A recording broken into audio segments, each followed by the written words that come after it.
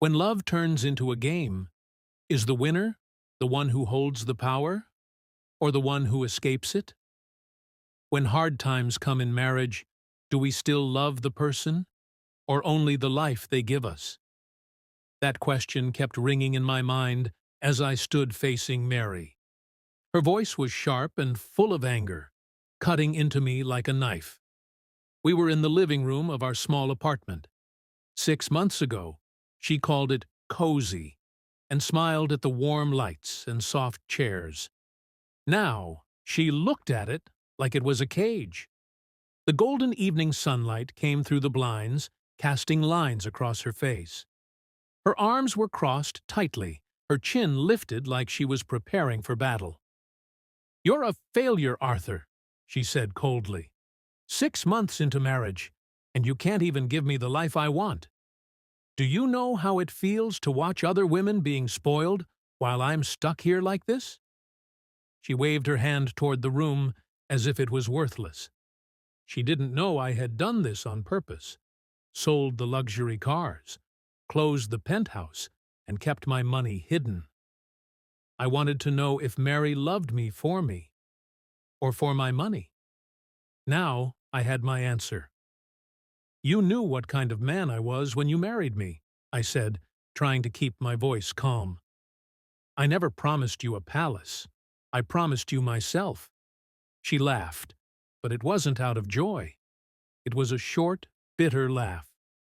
"You? You can't even buy me the dress I wanted last week.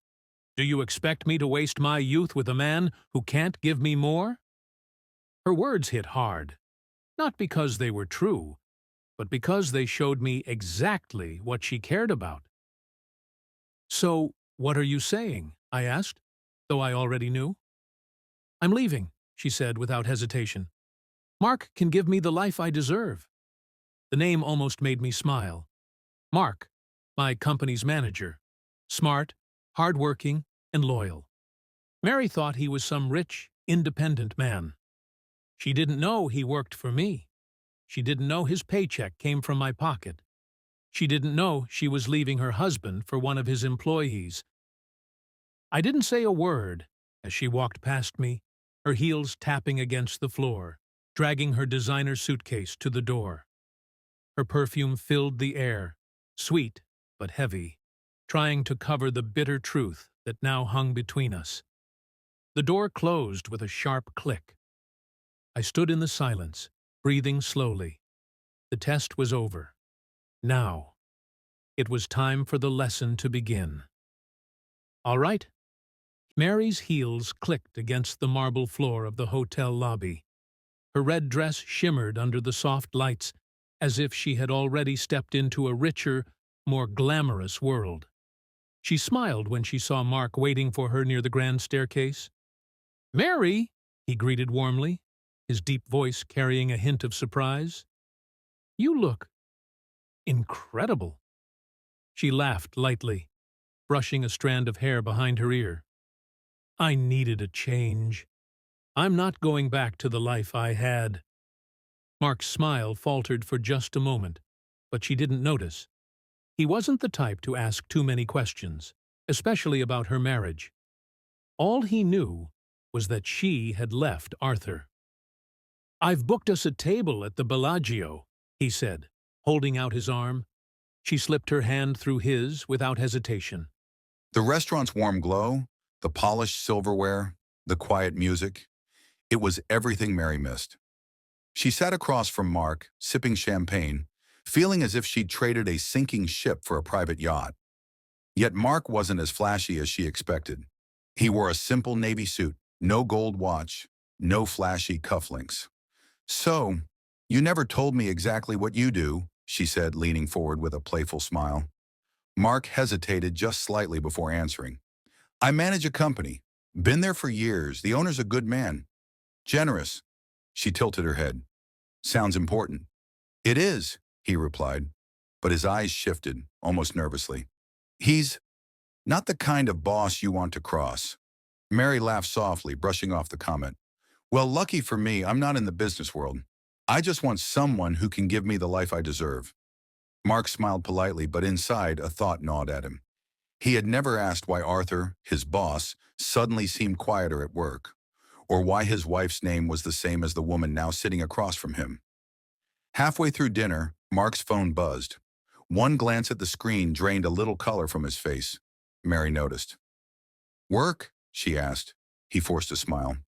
"Yeah, just the boss checking in." What Mary didn't know was that the text wasn't just a check-in. It was a short message from Arthur. "I hear you're having dinner at the Bellagio tonight. Enjoy. We'll talk tomorrow." Mark's grip on his glass tightened slightly. He didn't know how Arthur knew. He didn't know if he should be worried. But he did know one thing. This wasn't going to be a normal night. And for Mary, the richest chapter of her life was about to become the most dangerous. All right. The strings tightened. Mark didn't sleep much that night. Arthur's text kept playing over and over in his head. By morning, he was at the office earlier than usual, his tie slightly crooked, his mind running faster than his coffee could keep up. The air in the building felt heavier. Every step toward his office felt like a countdown. When he opened his door, he froze. Arthur was sitting in his chair, calm, smiling faintly. "Morning, Mark," he said, as if nothing was unusual. "You're early." Mark closed the door behind him. "Arthur, about last night." Arthur raised a hand. "No need to explain. I know you had dinner with someone. A woman." Mark's mouth went dry. She told me she was separated. I didn't." Arthur leaned forward, resting his elbows on the desk. "Separated?" Interesting choice of word. "Did she also tell you her husband was broke, useless, that she deserved better?" Mark's eyes widened. "You know her." Arthur chuckled, but it wasn't warm. "Mark, you've worked for me long enough to know. There's very little I don't know." Mark's stomach turned. He suddenly felt like a man standing on a bridge, not sure if it was about to collapse under him. "Arthur, Mary." Arthur's smile sharpened. "Yes, Mary, my wife." Mark's mind raced. He'd been out with his boss's wife, and she had no idea. Arthur stood, walking to the window. "Don't look so pale. I'm not here to punish you. Not yet. In fact, I might need your help." Mark frowned. "Help?" Arthur turned to face him. "Mary thinks she's escaped. She thinks she's walking into a better life. You and I are going to show her just how wrong she is. Slowly, quietly, until she realizes she's stepped into a world where I still hold every card." Mark hesitated. "And if I say no?" Arthur's eyes narrowed slightly. "Then you'd be refusing the man who signs your paycheck, and the man who knows everything." Mark swallowed hard. He didn't like where this was going, but part of him was curious, dangerously curious, to see just how far Arthur was willing to go. Meanwhile, across town, Mary was lounging in a hotel suite Mark had paid for. She lay on the bed, scrolling through luxury handbags on her phone, smiling to herself. To her, Arthur was just a chapter she'd closed. To Arthur, she was a story he had just begun writing. Here's Chapter 4, where Arthur begins the psychological game, turning Mark into Mary's dream and her prison at the same time. Mary's phone buzzed. It was a text from Mark. "Lunch at La Riviera. Don't be late." She smiled to herself, slipping into a silk blouse and her new heels. It felt good to be wanted again. Mark wasn't flashy, but he knew the right places to take her. Expensive restaurants, valet parking, champagne before the main course. What she didn't know was that every venue, every bottle, every perfectly timed reservation was arranged by Arthur. From his office, Arthur had made 3 phone calls that morning. One to the restaurant's owner, an old friend, ensuring Mary and Mark would get the best table. One to the maître d', telling him to add the meal to a corporate account under Mark's name. And one to Mark himself, reminding him exactly what to say and what not to say. By noon, Mary was walking into La Riviera, greeted like royalty. "Reservation for Mark?" The host asked. "Yes," she said, smiling as though she had earned this treatment. Mark stood when she arrived, pulling out her chair. "You look perfect," he said, his voice carrying a strange mix of warmth and tension. They ordered oysters, truffle pasta, and a bottle of wine that cost more than Arthur's old apartment rent. Mary leaned in, her eyes bright. This is the life I missed. The kind of life I deserve. Mark forced a smile. You think this is just the beginning? Oh, I know it is, she replied, running her finger along the stem of her wine glass. Arthur could never give me this. Mark shifted uncomfortably. Arthur. He hesitated. Isn't what you think he is. She waved it off. Doesn't matter. Here's my past. You're my future. At that exact moment, the waiter brought the bill. Mark opened the folder, glanced at it, and something flickered in his eyes. Mary didn't see it, but he knew. This wasn't his credit card. It was Arthur's. The waiter smiled politely. Thank you, sir. And please tell Mr. Bennett we look forward to seeing him next week. Mary's brow furrowed slightly. Mr. Bennett. Mark coughed into his napkin. Ah, just a client. Arthur Bennett. Her husband. As they left, Mary's confusion faded. She told herself it was just coincidence. She wanted to believe that. She needed to. But somewhere in the back of her mind, a quiet unease began to grow. The feeling that Arthur wasn't as far from her new life as she thought. And from his office window, Arthur watched the street below, smiling faintly as he saw them get into Mark's car. The trap had been set, and Mary had just taken her first step deeper inside. What would you do? Where suspicion creeps in and Arthur tightens his invisible grip. Eyes in the shadows. Mary woke in the hotel suite to the faint sound of her phone buzzing. A text from an unknown number lit the screen. The red dress suits you better than the blue one. Wear it tonight. She sat up slowly, frowning. She hadn't told anyone what she planned to wear. Not even Mark. Shaking it off, she got dressed and met Mark in the lobby. He was on his phone, distracted. Everything okay? She asked. Work stuff, he said quickly. The boss has been involved lately.